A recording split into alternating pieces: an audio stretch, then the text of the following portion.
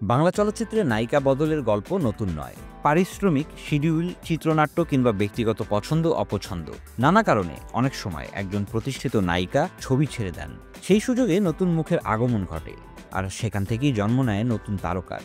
ঢালিউডের অন্যতম জনপ্রিয় নায়িকা পপির ক্যারিয়ারও শুরু হয়েছিল এমন এক মোড় ঘোরানো ঘটনাকে ঘিরে। ৯০-এর দশকের মাঝামাঝি সময় জনপ্রিয় পরিচালক মনতাজুর রহমান আকবর পরিকল্পনা করেন একটি বাণিজ্যিক ছবি বানাবেন, নাম কুলি। নায়ক হিসেবে তিনি আগেই ঠিক করে রাখেন ওমর সানিকে, আর নায়িকা হিসেবে চূড়ান্ত করেছিলেন মৌসুমীকে। তাদের সঙ্গে প্রায় চুক্তিও হয়ে গিয়েছিল, কিন্তু ছবির প্রযোজক সিদ্দিক ও খাজা পরিচালক আকবরকে জানালেন তারা ছবিটি প্রযোজনা করবেন ঠিকই, তবে নায়িকা নিতে হবে তাদের পছন্দ অনুযায়ী, কারণ তারা চান আনন্দ বিচিত্রা ফটোসুন্দরী খেতাব পাওয়া নতুন মুখ পপিকে দিয়ে ছবিটি তৈরি করতে।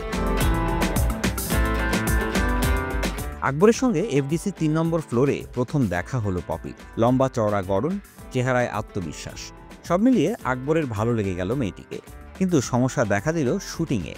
প্রথম দৃশ্যে ওমর সানি মাথায় সুটকেস নিয়ে বাসায় ঢুকবেন, আর সেটি দেখে পপির সংলাপ হবে, তোমাকে না কুলির মতো লাগছে। সাধারণ একটি লাইন, কিন্তু পপি কিছুতেই এটা সঠিকভাবে বলতে পারলেন না। একবার, দুইবার, 10 বার, এমনকি 112 চেষ্টা করেও দৃশ্যটি ঠিকঠাকভাবে ফুটিয়ে তুলতে পারলেন না। এতে ক্ষুব্ধ হয়ে ওমর সানি আকবরকে সরাসরি জানিয়ে দিলেন এইভাবে তিনি কাজ করতে পারবেন না, আগে নায়িকাকে প্রস্তুত করা হোক, তারপর শুটিং। পরিস্থিতি সামাল দিতে গিয়ে আকবর নিজেও ক্ষিপ্ত হয়ে সেদিনের শুটিং প্যাকআপ ঘোষণা করলেন। প্রায় 1 সপ্তাহ ধরে প্রযোজকরা আকবরকে বোঝালেন তারা পপির প্রতি প্রতিশ্রুতিবদ্ধ, ছবিটি পপিকে দিয়েই শেষ করতে হবে, প্রয়োজনে তাদের পরের ছবিতে অন্য নায়িকা নেওয়া হবে। তখন আকবর খোঁজ করলেন কেন প্রযোজকরা নতুন মুখটির প্রতি এতটা জেদ ধরে আছেন।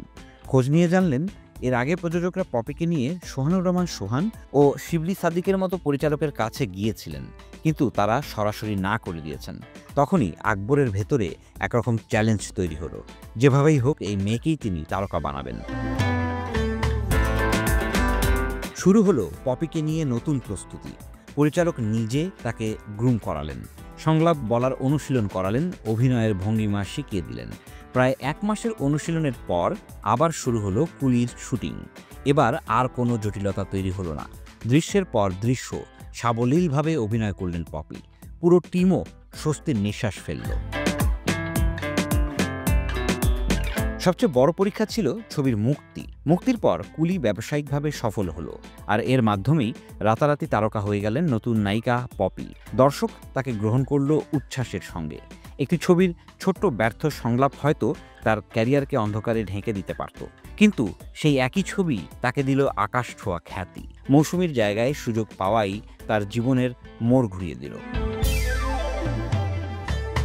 বাংলা চলচ্চিত্রের ইতিহাসে তাই বলা হয় পপির জন্ম হয়েছিল মৌসুমীর না করা এক ছবির সুযোগে, আর সেই সুযোগই তাকে নিয়ে গিয়েছিল শীর্ষ তারকাদের কাতারে।